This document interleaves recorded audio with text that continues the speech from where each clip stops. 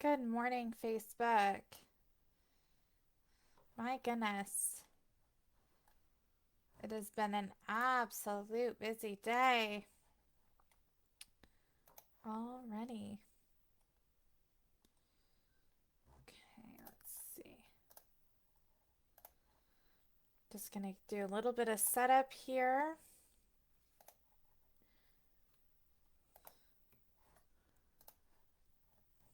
Happy Thursday, everyone. This week has just got flown right by. All right, so we are going to get started.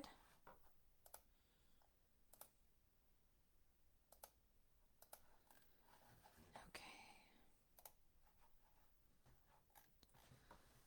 All right, there we are. I believe. Cool. All right, so in this live stream, I have included a poll. And if you are hopping by the live stream, I would love for you to um answer that poll. Answer it honestly and respectively.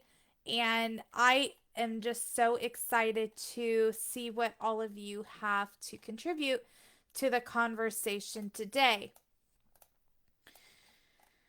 So, if for those of you who are new to me, my name is Shaylin. I am a Christian life coach who specializes in trauma recovery, specifically from abuse. But I assist every everyone who has survived trauma. I have the capacity to serve both men and women in virtual support groups, as well as through independent clients. But the independent clients are exclusive opportunities for my virtual support group members only at this time. So if that is something that you are interested in learning more about, I would highly suggest going to the description of this live, going to the highly prized warriors if you are a woman, and joining that. It is a free Facebook group for all Christian women to, or Christian women, Jewish women, non believers. If you're wanting to take a risk, you can absolutely join that group. And you can access what is necessary to receive individual sessions from me. Um, so I am a life coach here in Washington State. I am a woman who has been born and raised in the Pacific Northwest, and I can't imagine calling anywhere else home, no matter how beautiful other states may appear in pictures and videos. This is definitely where I thrive. I am very blessed to be with my spirit mate, Mark. We have three kids between the two of us, 11, 10, and 7, plus our canine pup. I am what I identify myself as a Pentecostal supernatural Christian, but I attend a variety of church services online religiously and committedly every week. So the churches that I am a part of are Elevation Church. I've been a member of Elevation for almost 10 years now. I am a member of New Life Church of Astoria, a non denominational church that I tune in online. I have been with that church for over 11 years now. And then I also am a part of Real Talk Kim Inner Circle, and I attend Limitless Church every Sunday. And then I'm also part of the core group by Jenny Weaver, where I tune in to her weekly lessons 3 times a week, if not more. Um, I would love to help other women pair with great ministry opportunities. I'm a part of the Breakers, which is a deliverance team here on social media, and I love everything about spiritual warfare. I am very much passionate about it, and honestly, it is what has kept me in this industry for so long. And what has kept me motivated to keep going as a Christian life coach. Um, to be honest, I started as a Christian author, and that came to me from a very appointed moment in time, several moments of time where God continued to reveal to me his plans for me. I am personally, I am a survivor of excessive traumas. We're talking parental traumas, school related traumas, but set that aside. I have been the victim of rape. I have been the victim of sexual coercion. I have been the victim of domestic violence in every shape or form of it, times three. Meaning, I have had three different abusive relationships that have really shown me all colors and sides to domestic violence in one way or another. All of my experiences have only brought me closer to God, and it's only pushed me further into the pursuit of the kingdom assignment that he has placed on my life with the sword intact. In 2012, he asked me in a prayer service. Well, let me start back up. When I was 13 years old, the Lord had intervened in a very specific situation where I was feeling significantly overlooked and significantly ignored um, at school and at home. And there were some things going through my mind about, if I had just disappeared that night, would anyone even notice or care? And God's voice spoke to me so clearly, and it was the first time that I can identify hearing the Lord's voice. And he said, Shaylin, if you died tonight, your mom would miss you, your family would miss you, people in your life that you haven't even met yet would miss you.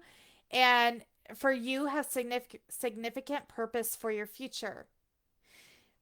That purpose has been the very thing, in addition to the husband that he has been talking to me about since I was 15 years old, that has pushed me to keep going and pursuing the life that God has orchestrated for me.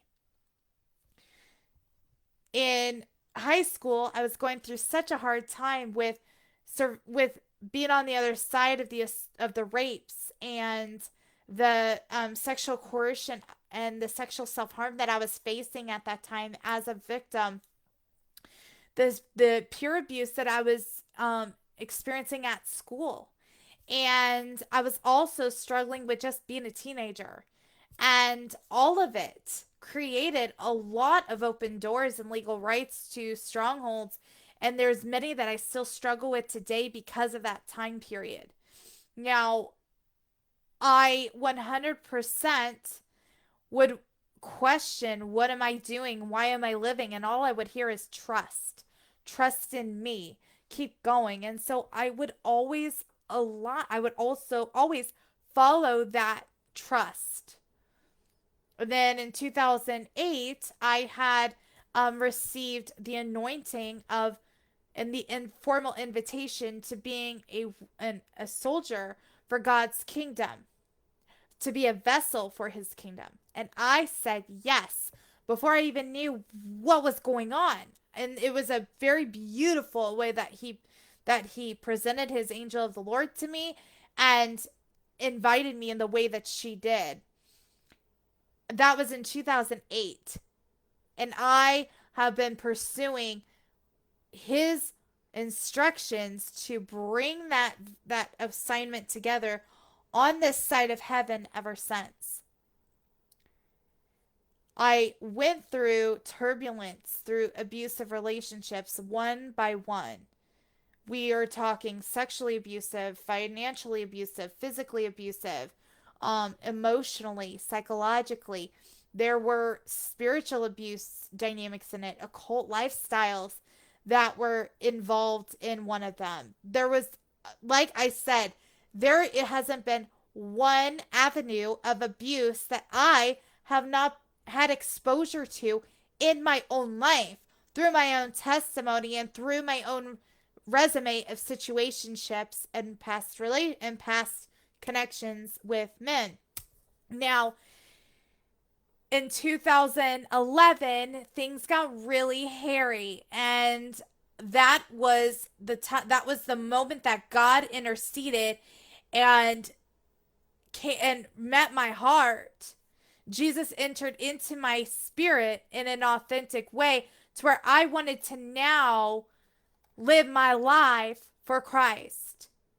I wanted to end everything that was possibly abusive in my life, including the relationship. And I'll never forget that day in church when he met me halfway. I can't say it was my salvation because I had been saved in 2009, but this was the moment where I took God seriously and he was like, enough. Enough running from me. You have had a heart for me your whole life. You've had a belief in my Father your whole life. You have pursued his voice. You have pursued your mission. But I, being Christ Jesus, need to be in your heart. And so that is ultimately what he was bringing a shift to in my life at that point. And I remember looking over to my side in that church service, and I just heard, it's all over now. And I knew that God was moving to remove me from that abusive relationship at that time, from the cycles that I had been in, and he was ready to really help me out, and so he did. It was one of the most drastic rescue missions of my life that I will forever be grateful for. But in that time, in the next week or two after that, the Lord, I remember we were, it was the week after that, and we were at the roundabout crosswalk where we lived at the time, and I was in the middle of it, and there was cars going in every direction. And I heard the Lord say, Shaylin, everything that you've been through in your life is now to help someone else. It is no longer about you. I will use your bad for my good. And I knew that he was going to take my testimony of abuse and use it to help others. I knew that that's what was going to happen because I definitely was living my life with my eyes open. I wasn't ignorant to anything that I was doing or that I was experiencing in those years of my life and prior. Sorry if that makes a little bit of a noise. Hold on. Don't need any stragglers. Hold on. All right. So, with that being said, the next year in 2012, I was in a prayer conference, an altar call, prayer time. The lights were off. I loved when New Life did that, and I don't know if they still do. I still think they do their services in the dark, but the altar calls were always, low light and very intimate, and I had my head bowed and I heard the Lord say, I want you to write a book for my kingdom. And I actually thought he was talking to someone else because at the time I didn't even like to read. Not for entertainment, not for school, nothing. I did everything in my power to avoid reading. And so here he is asking this non reader to write a book for his kingdom. Now, I had already been a writer, I had been in professional journalism. I had, started building the blocks of what was then a freelance career. Freelance wasn't a term at the time, but I on the other side of my professional life, I am a remote business communications specialist, consultant, and virtual assistant. And so back then, I was, really young, and I had already had a spotty resume building with that.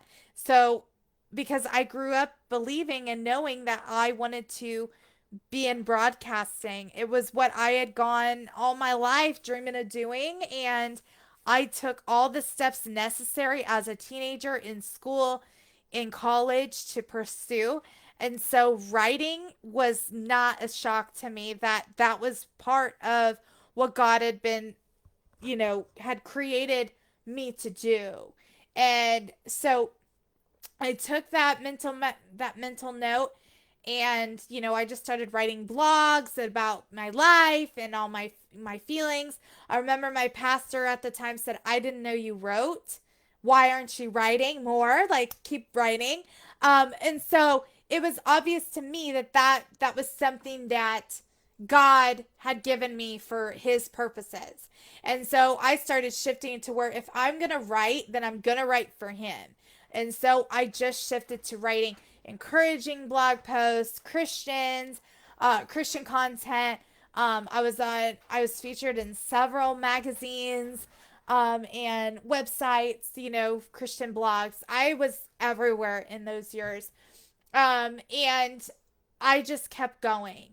I was on fire for Jesus. You couldn't shut me up about my faith and everything that he was doing for me, in me, and with me in that season of my life.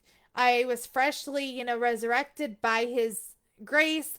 I had been baptized. I had two children, two infants at that point. I was in college. I was pursuing my best set apart life.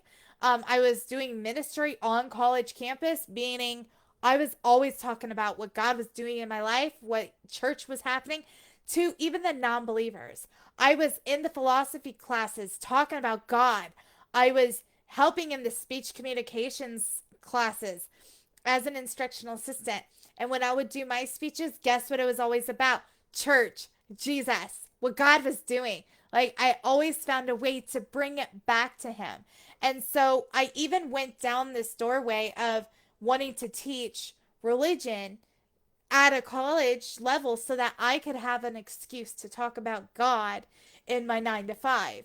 So it's always been a reoccurring event or trend in my life to pursue God, to communicate, to write, and to just follow his plans for me. But in 2014, and I remembered what God said about my book, but I wrote one book about the church that I was going to. I thought that's all he wanted, and then I just kind of nipped it in the butt, and then I kept going because I was so busy raising my kids, going to college, figuring my life out. I was in trauma recovery, just trying to, sustain our lives as a recent survivor of abuse. And so there was a lot going on in my life in that age, at that age. Um, and then I had a mentor at the time, call me in his office, and he was like, I feel like you are supposed to do something that helps people go through exactly what you have gone through, but I don't think it's going to be like in the capacity of a social worker or anything like that. But I would imagine your faith is going to have a lot to do with it. And as I continued to be in that incubator of growth in college, I had other people come up to me and just affirm, "You're really great at teaching," which that's always been a gift of mine, and also a dream of mine from being a kid, and as a kid. And I definitely see the parallels of teaching and journalism and advocating and writing. And so people would pull me to the side and say, "Hey, you got a real gift here." And I had so much grace by my instructors because they knew that I was a Christian, and they allowed me to incorporate my faith or my testimony into every assignment that I did. I remember in a literature class that I had to take, we were all given a speech and a presentation on a Middle Eastern country of sorts. And I remember I received Quran, and I I was baffled because I'm like, well, what am I going to do this on? I don't know anything about this area, this place, which is kind of the whole point of a research project. And then I realized that it is an area, it is a nation that Christians get killed. They have to worship underground. They have to be very secretive about their faith. And so I ended up shifting all of my belief into that presentation. I was able to still bring the focus back to Jesus, back to God, but still present a formal project and presentation of what the assignment was asking for. I had so much grace, and people would come up to me, mentors, other educators, classmates, and they would say the constant, if other Christians were like you, this world would be a better place. If you were molded into 100 U's and you were sent to do God's work, you would see a difference. Like, that comment and compliment followed me for so long during that time. And finally, a non believing instructor, pulled me to the side. And it's like, you're really good at working with younger women. You're really good at, your tutoring. You're good at leveling with people. And you have a really significant testimony. What if what you're supposed to be doing is that? And she goes, there's so many ways that you could do that. She goes, I don't think counseling is going to be the right move for you. She goes, but I think you have this real strong gift to guide and give other people the tools and the grace to make their own decisions and still give them the right wisdom to pursue a higher quality of life. All of these anointings over my life all continue to point to the same direction. All of them. And it got to the point where it's like, if anything needed to be written, they knew that I was going to be excited because I was an in-house writer. I worked at that college for 4 years, and I taught speech communications courses. I taught inter interpersonal, intracultural, small group discussions, regular speech. I also worked with the literature classes, the psychology classes, and the philosophy. I am very well educated. I am multifaceted. I have a few different passions. Anything I could exceed and succeed and do well in any capacity that I am responsible for fulfilling in any professional industry. I've been very blessed with that. I have been blessed with talents of administration, of execution, communicating. Like I said, I'm also a virtual assistant and, a communications consultant. And I'm also, a life coach. But I have also held different positions in my life because of the fact that, hey, moms got to support their kids. You got to keep going. You have to keep pushing and pursuing a higher quality of life for your kids, because if you are a survivor of domestic violence, you have to break those generational ties for your children.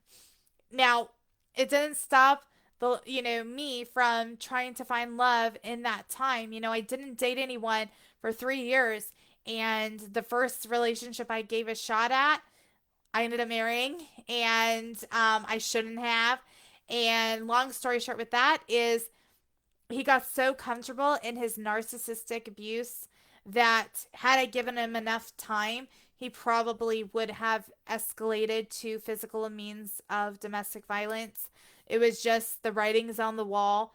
There was infidelity in that marriage. It was a matter of two people shouldn't have gotten married and did, and just tried to deal with the aftermath of being stuck with each other. But set that aside, right? That is another story for another day, because that was one thing that I knew God didn't want me in, and I knew that God was not the author of that love story, but I did it anyways for so many foul reasons. One, I was afraid of judgment. I was fearful. I felt vulnerable to the world, being a survivor. I became codependent on his physical safety and physical protection.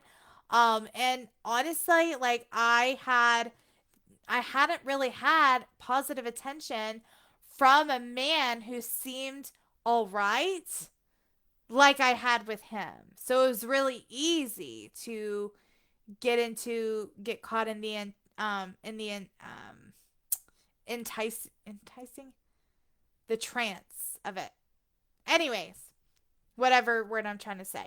Um it was very easy for me to do. And I give myself grace. I have forgiven myself for following through with that relationship, marrying him when I shouldn't have, and going through a divorce. I don't fault myself.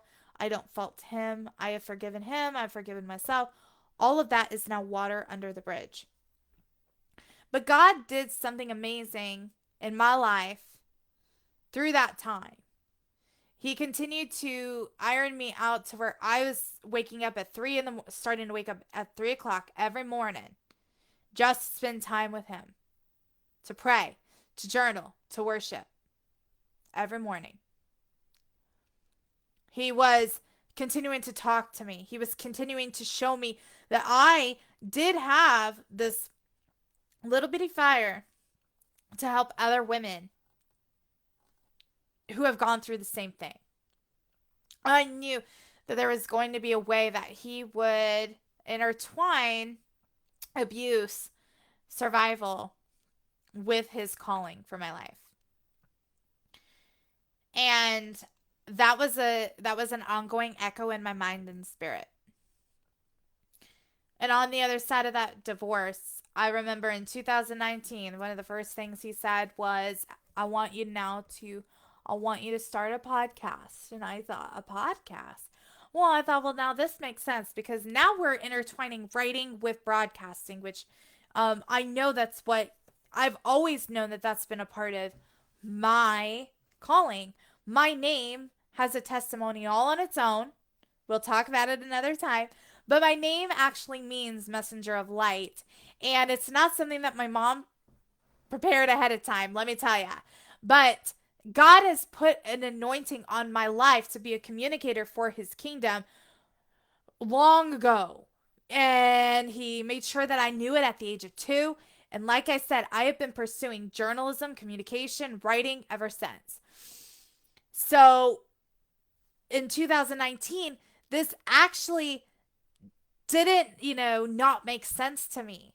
And so I 100% showed up to the podcast assignment. December of that year, I realized that everything that I had written for that podcast was now what I would need for a book. My testimony, my memoir. So in March of that year, December in that year, I was sitting in my apartment. It was just me. The lights were off, all that. I was reading, and all of a sudden I heard the voice of the Lord just say ministry.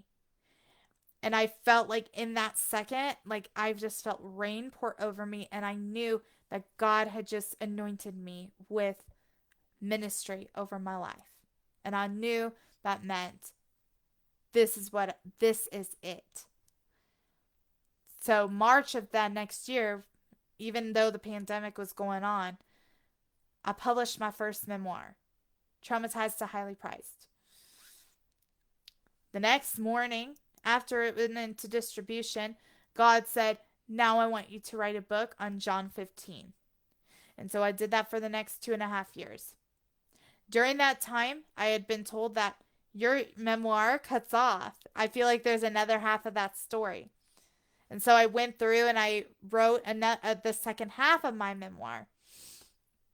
And through my writing processes, God had revealed to me, this is a pathway for other people to heal and to recover from trauma and abuse just like you.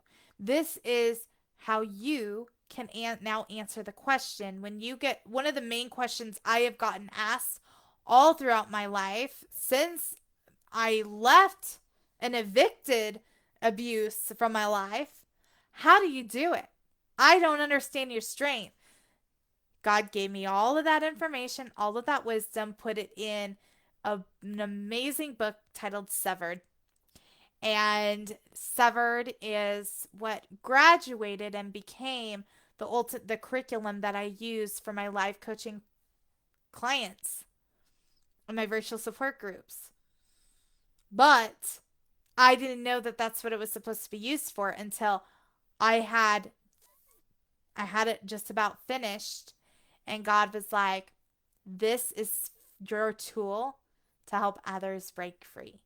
And then logic just made sense. So he elevated me from just an author for his kingdom to a life coach. I give my personal testimony to say that I 100% am blessed to have followed the voice of the Lord all my life. But here's the thing, is that not everyone can rise up and say the same. Throughout this process, I have done a lot of vetting, a lot of networking, a lot of putting myself out there in ways that I never thought I would. I have introduced my life coaching practice to a lot of people. And there is definitely approaches to, crowdfunding that I'm not really proud of, but 100% happened. And I was shocked by how many non-responses I got in my inbox, because I was shocked that no one was addressing the fact that someone is serving on the front lines of abuse. I was shocked at the lack of response, because it doesn't make sense to me. People sell MLM products on Facebook all day long. They promote brands of celebrity endorsements that don't even have anything to do with them, where they may or may not get 10% off or 10% in revenue as a return on investment of their time and social media audience. And people will line up and offer to promote them, to invest in them, all this stuff. And I'm not anti-MLM. Let me just say that. I'm a business owner myself. I 100% get it.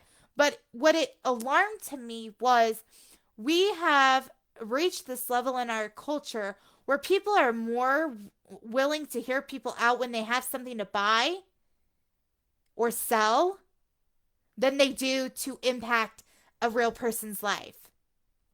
That the integrity and the authenticity of people who actually have the hearts to give back to better humanity are slim. It is so easy to let a conversation of abuse pass you by, because for so many reasons it's uncomfortable to talk about. And so I want to talk about that today. In the time that we have left for this live stream, I want to talk about abuse as a silent killer. We talk about abuse as a silent killer because we don't find it common for people to come out in their relationships and say, I'm being abused. I am being mistreated. I am in a toxic relationship. Because half the time people don't believe them. Half of the time people don't care. And another quarter of the population is just saying, I don't want to get involved because it doesn't affect me. And there's another snippet of population who's like, there's two sides to every story, and they justify. They have minimized the reality of what abuse is and what abuse isn't. And so the responses are less than gracious as well. These reactions, these common responses to abuse are 100% not, I don't want to say valid, but they're definitely a reason why people don't come forward. And they've always been a part of the dynamics of survival. But I want to take it a step further. And I want to talk about how abuse is the silent killer for a survivor 5, 5, 10, 15, 20 plus years down the line. Okay? Now, for those of you who are curious, I do offer safety planning, confidential safety planning for victims who are trying to flee or have recently fled their abusive relationship. That is a service I offer. It is low cost. It is 100% something that I work with a wide range of women on. Um, if that's something that you are needing, please feel free to slide into my DMs. Just put a purple heart and just say safety planning, and I will make sure that you have everything you need for a confidential safety plan. If you need a safe space to keep that safety plan so it's not in the possession of your computer or your technology to where your abuser won't find it, we can absolutely keep one on file for you for highly prized, or we can absolutely, help you make sure that it is safely secure in the hands of, someone you trust or whatever it may be, so that you can have that safety plan, because the safety plan is so important. But for the rest of my clients, I help them rise from the survivor identity to warrior. Now, in the survival duration, um, in the survival mentality and the survival stages, um, you definitely find yourself doing whatever it is possible to simply move on, to move forward, to create a different external life so that you are not going to be susceptible to abuse again or that sort of torment and trauma. You may move to a new city. You may start a new job. You may start to dress different. All of these things that you will change naturally to better yourself and to present the image that, hey, I'm a survivor. Um that is going to happen 100%. That usually happens within 2 to 3 years after the crisis stage of your life is mellowed out and fizzed out. So here's the stages of domestic violence. One, you have the victim. You are in the relationship. You are traumatized. You can't get out. That is the part of the victim stage. Then you also have the side of the victim stage and not mentality, but identity, where you are now a victim in crisis. That usually happens for about a year or two after you flee. This can consist of you having a restraining order, going through the judicial process, having to access state assistance, moving somewhere new, reestablish your safety, reestablish your basic human rights. A lot of people will go through trauma recovery or counseling, or will take part of virtual support groups to receive the proper education on domestic violence. All that stuff will happen within the first 2 years of your life after the flee. But then you get to years like 4, 5, and beyond, and now you're a survivor. Now, this is where you have plugged into your new life. Your external life looks different. You look healthier. You look brighter. Maybe your spirit's starting to enlighten.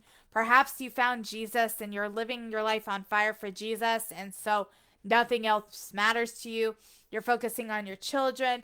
All of these happen in the survival stages. But the thing is that years will go by and you will be struggling with anxiety, depression, alcohol addiction, substance abuse. Perhaps you can't maintain positive or healthy relationships for whatever reason. Maybe you have attitudes and behaviors that keep resurrecting themselves and keep presenting the lie that you aren't worthy. You aren't, it isn't worth the headache to try to be in a relationship because you're just going to get burned every time. All of these things definitely occur in that time frame. But here's the thing. Abuse also creates a ripple effect even after you have left the abuse and left the relationship. And we don't talk about these silent killers enough because people want to just move on. It makes people uncomfortable to talk about, and it makes it uncomfortable for the survivor to talk about because they usually get a lot of closed doors and a lack of receptivity when they're trying to be honest and vulnerable about what they're going through or what they've endured in their past. Domestic violence should make people uncomfortable because it happens, not because they don't want to hear the details or the intimate details of someone's life or relationship. Here's the deal. If you are more angry or rattled by the fact that someone wants to share their truth and based off of their own experience and testimony, rather than paying mind to the fact that you have an ignorance and a preset judgment to the survivor's decision to stay in that relationship, the the ignorance that they should be moved on, that they should keep it to themselves, that it's in their past and that it has no place in their future. If you have those negative attitudes and views of abuse, yeah, you should be concerned with your inner attitude and your inner spirit. Because I'm here to tell you, domestic violence is going to follow you and reactively abuse you and continue to bring you through cycles of toxicity way beyond that person's fleeing of the relationship. Even in a healthy relationship, even in a healthy marriage, even when your life has been abundantly blessed, you will still struggle with the wounds and the afflictions of the abuse or trauma that you endured. If you have a callous to letting others talk about their survival, then you are a part of the bigger problem. Anxiety, depression, loneliness, hopelessness, all of these things create coping mechanisms that are dangerous to the human body and spirit, and also the mind. See, survivors of domestic violence are already fractured in emotions and their processing, communication, their physical bodies. There's a lot of realignment that has to happen in the survivor's life after the relationship is over, if they're lucky enough to have it be. Not everyone is. Some people are forced, or they force themselves, or they're coerced to stay in their abusive relationship or marriage throughout their whole life. 40 years is impressive, but what if 40 years means 40 years of narcissistic abuse, coercion, and control that they can't get out of? See, there is not really a whole lot of argument that can justify that it is a survivor's choice or a victim's choice to stay in a relationship. Now, I will say that ultimately there is accountability and there is responsibility to your life, to your children. And if you do choose to participate in that lifestyle, meaning to stay way past your duration and how long you respectively should, yes, you do play a part in the longevity of your pain. But 100% are your fears validated? Because here's the thing. As many occurrences as there have been over the generations where men and women have, you know, exaggerated or manipulated people into believing that they were going to execute some sort of violence or horrific event in their life in order to get them to their victims to stay put. There is also too high of a statistics of people who have actually carried their plans out, and people have not been able to live to tell their own testimony. So I'm here to tell you that wherever the weight fell in your reason to stay, you are valid in that reason. Even if you've survived and all you hear are the echoes of, I should have left, I shouldn't have stayed, I failed myself, I failed my children, whatever it may be, you are valid in your reasons for staying. Because the reality is that you knew how abusive and how violent your partner could be, and you knew that it wasn't going to be a far stretch to them making it final or permanent. They either used your kids against you, they used you against you, they used money against you, they put the fear of the living God in your spirit, and it clouded your judgment so significantly. And I understand. There are so many of us that understand. And we have an empathy and a compassion. There are times where, when you are a young woman or a young man and you choose to stay in a toxic relationship with, a narcissist, and there's a lot of arguments, a lot of drama, a lot of going back and forth. There are times where, a person will kind of roll their eyes and be like, if they're not going to change their situation, there's nothing I can do for them. Those type of situations do happen, and I wouldn't say they aren't.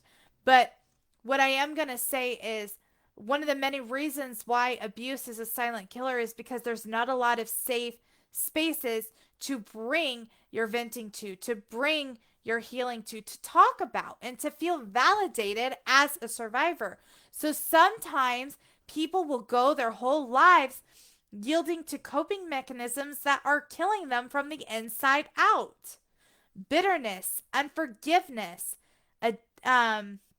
hopelessness, anxiety, depression, avoidance. These sort of things will trickle out into actions that will pacify those inner afflictions. Substance abuse, alcohol drinking, excessive spending, relationship and bed hopping, quitting jobs, choosing to remain in a poverty situation just so that you can just stay reclusive.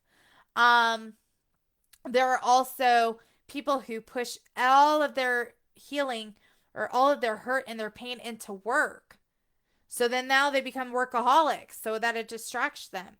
They cave into the counterfeit of busy and overwhelmed, and they find themselves exhausted, sick, their body shuts down. All of those things are actions that pacify the inner afflictions that ultimately are silent killers to the human body, mind, and spirit, and consequently the future.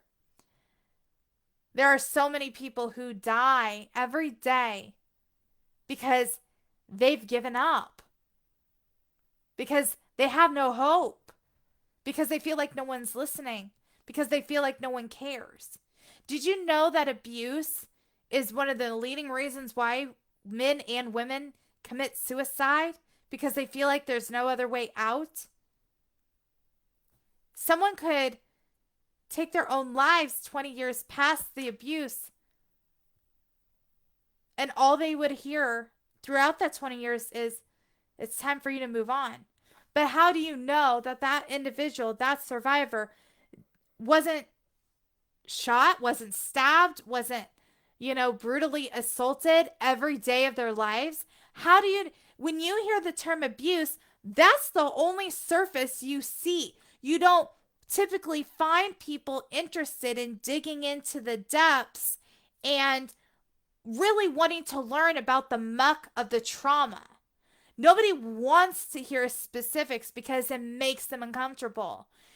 It is more uncomfortable for the survivor to live through it, to be reminded, and to try to talk to people about it than it is to listen to it, because where equally racism and equality and respect and kindness is a common conversation and a demand and necessary to discuss and defend and to have into the world, so is abuse advocacy.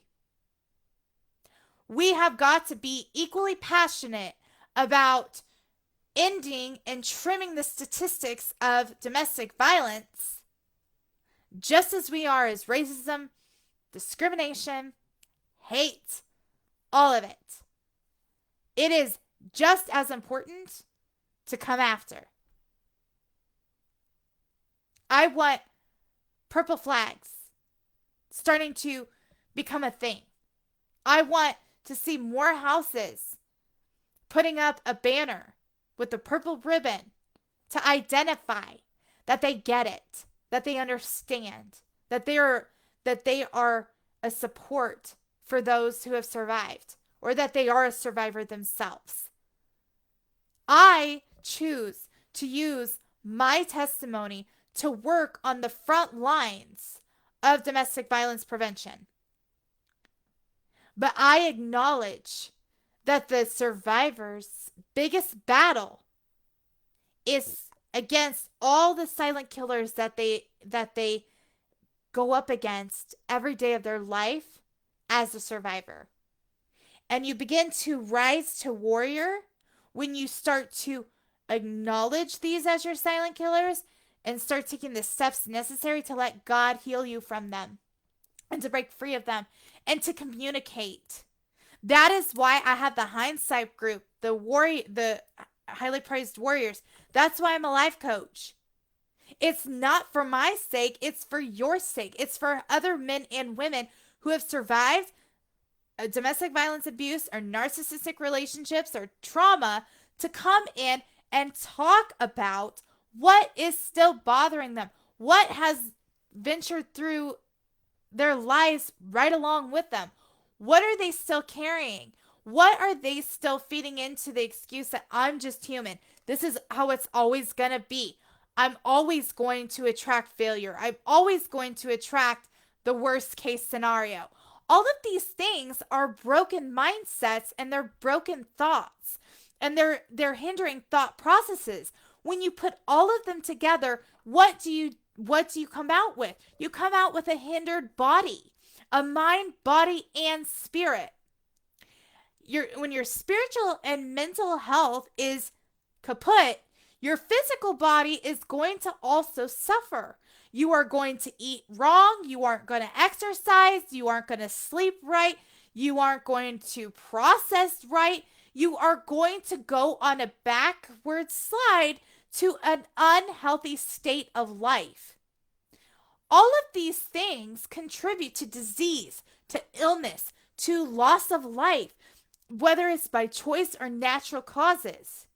Some people will give up on healing and will just continue to attract similar and familiar spirits and partners, and they will identify what is better, and they'll just accept the fact that at least it's a couple steps up from what they've had in the past, so it must be better. They will never take the opportunity to really increase their standards and their approach to relationships. They won't value themselves like they should. And if that's not enough, it is going to pour out and transfer to their children. Generational cycles of abuse and survivalhood cannot be broken unless the survivor is taking every opportunity that they can to heal and recover and to be themselves as a survivor. We need to give the people in our lives the room to be broken, to be imperfect, to be hurting.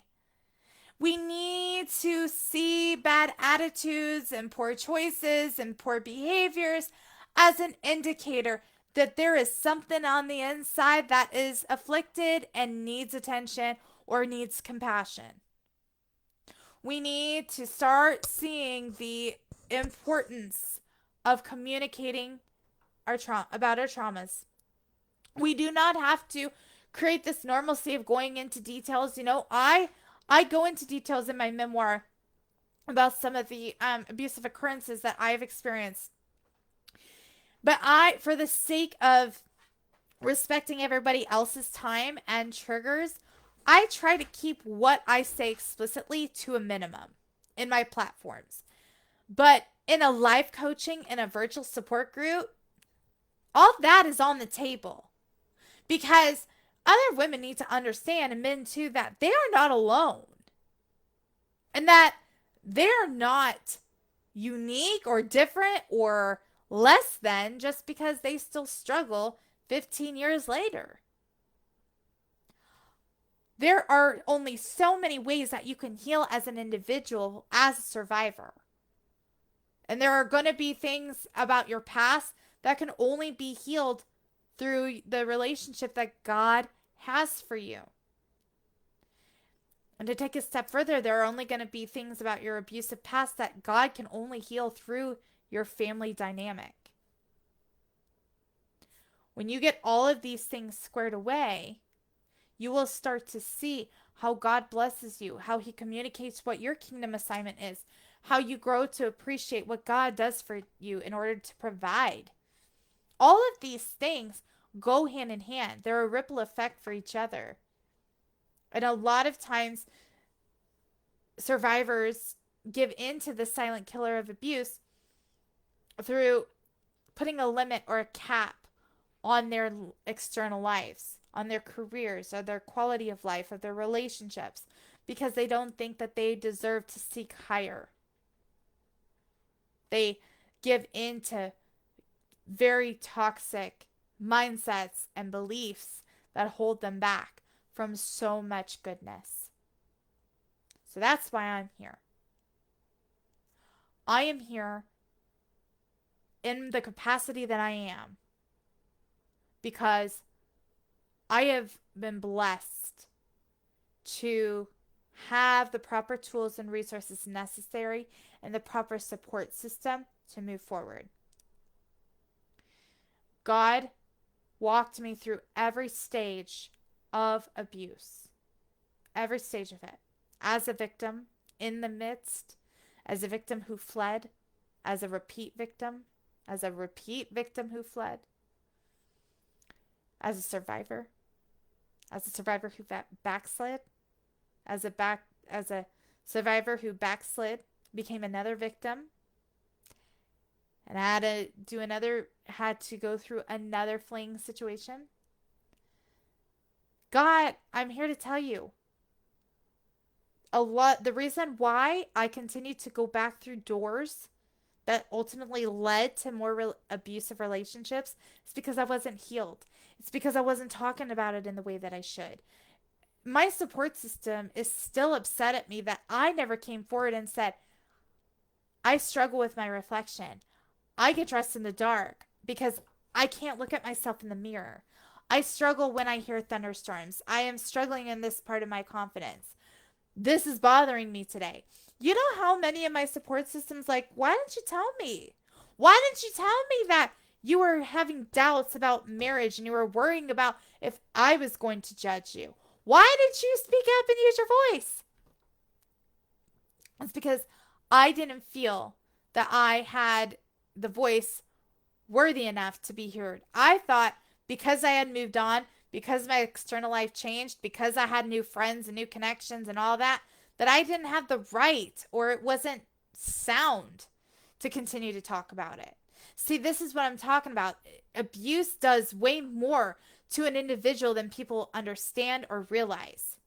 There are so many ways that it comes in and it kills you from the inside out. But I said enough. I told God in 2019, I don't want to know why I went through a divorce. I already know that I wasn't supposed to be in that marriage. What I want to know is how I was able to walk back through that damn door in the first place, because I have clearly said I don't want an abusive relationship anymore. What did I do wrong? And that's when he led me on my own journey to discover the ins and outs of my inner spirit and what was unhealthy inside of me that attracted legal rights to strongholds, Goliaths, and attacks of the enemy, and poor choices, bad attitudes, and less than gracious behaviors, and how it all came together. And once he started helping me work through all those, one by one, little by little, I started to see, oh, this is how I evolve in life. To where when he finally brought me to my husband, the man that he created me for, my God-authored love story, the testimony that I am excited to share with y'all when the time is right, I can go into conflicts with him or arguments or whatnot and really identify where I'm healing as an abuse survivor or where I still need work. And where God is saying, this is your invitation to be severed again. All of these things go into the life of a survivor. It doesn't just go away just because you leave the relationship. It doesn't just stop happening because you stop talking about it, okay? We have to understand that we aren't responsible for another person's life, but we do have the responsibility to look out for each other and to make sure that we are pouring into others, especially when God puts them in our path. We can talk all day about the many reasons why people have a hard time communicating about their testimony, but there's two sides of the equation. Survivors aren't going to feel safe enough to discuss it in a world where there's only closed doors to what they have to say. Family members and friends are never going to believe that someone that they know is capable of such behaviors. When it comes to a situation where a man might be abused and there is a female abuser in the picture, it's hard to believe that a man of that size, that integrity, that nature could be abused. But guess what? It happens. And guess what? It is very much a reality of this life too. We have to stop responding to abuse with our preconceived notions and our preconceived biases on the topic. I'll never forget one person that I talked to. I think it was last summer. We were discussing a abusive situation, and we were discussing abuse and weapons, and he was like, and he has someone that has actually, I almost identify as someone who has been abusive in a relationship before, based on the level of narcissism he had with his friends, with his ex-wife. It was obvious to me that there was abuse in this situation on his end. So I already knew that there was a biased perspective coming out, but he had told me that he tried to quote me the real statistics on abuse with weapons and how it really doesn't happen and how it's always the woman's choice to stay. Listen, a woman can have the dignity and the blessing to leave an abusive relationship, or a man vice versa. But if they have kids, property, or communities in common, it's not going to be as simple as that. But I'm here to tell you, abuse with weapons are more common than most people realize. And a lot of things can be used as a weapon. Let me tell ya. We're talking bags of flour, cigarettes, knives, guns, bottles, pans, hot water, anything can be used as a weapon if you're not careful. And trigger alert, a lot of abusers will set it up to where their victim will either fall or impact something natural in the house like a toilet or a sink or a door because when because it's a choice that they make to abuse the person. But when the forensics come back, if there is, they will see that it is suggestive as a toilet knock or a doorknob impact or something of that nature to where it gives them an out. This does happen, and we have to stop getting in our own head.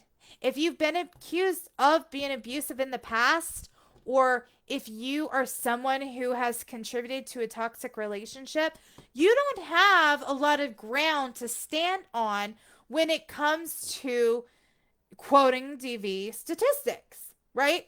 Those ignorances, those attitudes, those biases also make it hard for survivors to come forward and talk about their truths. On TikTok, we have a trend going around about this woman who has used a filter to fake an abuse claim with bruises and makeup and all sort of things. There's a lot of stink going on TikTok, and I fixing to go on and address it myself. But faking abuse is also not okay. It puts all survivors in a very fickle situation to where we can't speak our truth because other people they've cried wolf, and the real people who suffer with it don't have the same respect or receptivity when they speak their truths. So, needless to say, we have to create a safer world for abuse survivors to come forward, no matter how long it has been since the relationship occurred. That is one reason why I love what I do. So here's the thing. I have a virtual support group for survivors of domestic violence. It is called the Hindsight Group. It is a low-cost virtual support group, about $28 a month. It's really $25, but with taxes, it rounds up. You are going to get high-quality life coaching from me each week. The materials are going to be provided for you, okay? And we will be running for at least a year. We're going to work through 2 curriculums, and I'm excited to see how God elevates those survivors. But if you are not ready to come forward and to discuss your survivalhood, or you are a Christian woman who is like, oh, there's some things I still need to talk about from my past and hash out, I have the Highly Prized Warriors. You still get great coaching in that group, but it is community-based, it's education-based, it is for edification. That has its own set of curriculums that is going to be offered for free. So you get to decide which one is going to be the better benefit for you. You can join either one of those in the links provided, okay? If you have questions, please feel free to slide into my DMs. I would love to help you.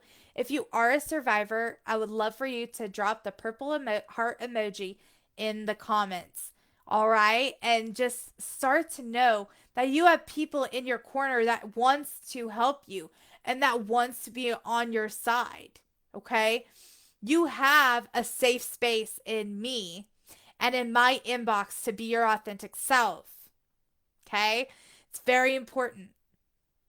Answer the poll if you haven't already, as honestly as you can and feel comfortable. I enjoyed being here with you guys today. I appreciate you guys giving me the grace to come on at about 10. I thought that was really helpful for me. But I am closing off enrollment to the Hindsight group come October 31st. So everyone who is in that group, that is who I'm going to be serving for the year. The Highly Prized Warriors will be an open door to anyone who wants to join at any time. But for the hindsight group, it is going to be exclusive. I want to be able to focus on the women that are already in there. And so you have just a few more days to get into that group. I've had a lot of survivors who chicken out because they cave into the excuse, my life's already moved on. If I entertain it, it'll just bother me or it will just create problems. Um and I want you to know that the curriculums are trigger safe, okay? I have allowed God to write the curriculums in a way that is just great trauma recovery. It may surprise you on what you experience through the hindsight group. So I want you to come on in. Also, just real quick, I am putting together a narcissism awareness group that will be launching on the 3rd of January. The plans and the brainstorming is starting to happen now, but just keep that in mind. And I will be opening the doors to that with the curriculum starting. Either I'm probably going to file people in for the month of January and starting the full curriculum on February 1st around Valentine's Day, because I believe that a big part of narcissism awareness is getting all the information that we need, holding us accountable for those of us who identify, receiving a proper education, but also learning about healthy boundaries, healthy relationships, all that stuff. That will all go into that group. And again, it will start January 3rd. Details about pricing and details on how to get in will be released as we get closer, but I would love for you to join. It is going to be different than what even the hindsight group experiences and different than the highly prized warriors. Both groups receive two different forms of experiences, two different curriculums, sets of curriculums, but the same me and the same God. Okay? Thank you guys so much for tuning in. We will see you soon.